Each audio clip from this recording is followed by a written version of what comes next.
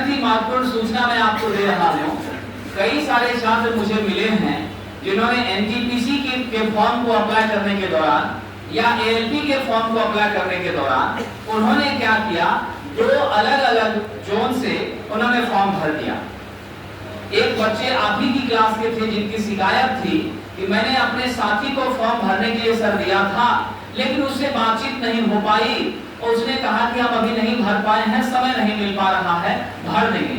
Last date जब आ गया sir तो मैंने उससे फिर संपर्क किया तो शायद बात नहीं हो पाई, तो मैं जाकर के साइबर कैफे में अलग जोन से फॉर्म भर दिया। मैंने मुंबई जोन से अप्लाई कर दिया और उसका दोस्त उसी दिन अहमदाबाद जोन से भी उसके लिए फॉर्म भर दिया। अब दो अलग अलग जोन से फॉर्म भरना आप सब जानते हैं, रेलवे ने इसको डिमांड कर दिया है। ये कानूनी रूप से रेलवे के लिए युक्ति संगत नहीं है, तो रेलवे ने तुरंत क्या किया, सब तो सॉफ्टवेयर है आपका और आपका आधार कार्ड के माध्यम से सारी डिटेल जो है जो सामने आ जाती है।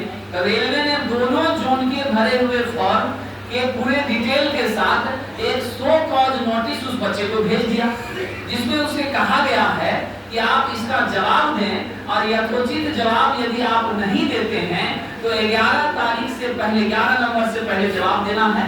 अगर 11 नवंबर से पहले आप जवाब नहीं देते हैं तो कानूनी कार्रवाई आप पर की जाएगी और आने वाली भविष्य की सारी वैकेंसियां और वर्तमान वैकेंसी आरआरबी आरआरसी सभी से आपको क्या किया जा रहा है, अभी ही निरस्त किया जा रहा है।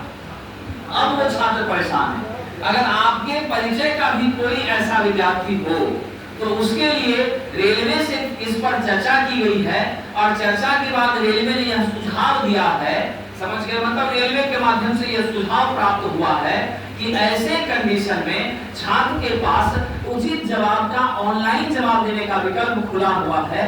इसके लिए आप जिस जोन का यह शिकायत आया है, ठीक है, तो उस जोन के फॉर्म को आप जहां फॉर्म भरे हैं उसी पोर्टल पर जाइए, उसी पर एक आपका क्या हेल्प डेस्क है, क्या है साहब जी, हेल्प डेस्क है। उस हेल्प डेस्क को आप क्लिक करिए, वहां क्लिक करके अपनी सारी जानकारी वहां प्रेषित करिए, ठीक है।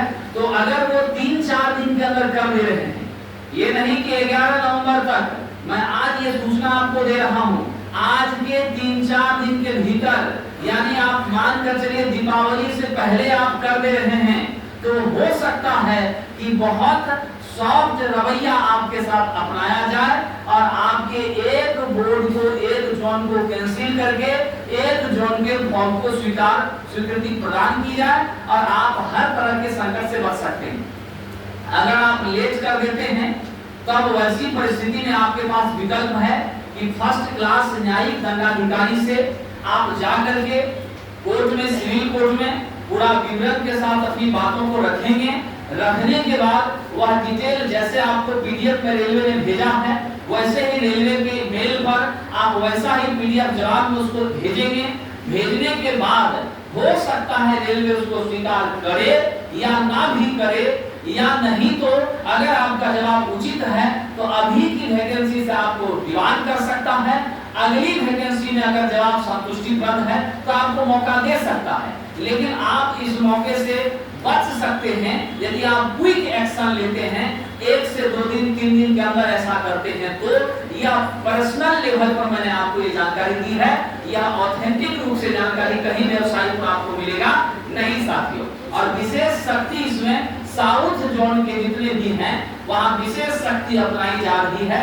इधर वाले जोन के लोग थोड़ा सा आपके साथ सहानुभूति रख रहे हैं। तो मैं ये समझता हूं कि आप ये जानकारी अपने सभी साथियों को जरूर दे दीजिएगा ताकि वो कष्ट से, दुख से, तकलीफ और समस्या से बच सके। बहुत बहुत धन्यवाद सर। चलिए आगे बढ़ते हैं।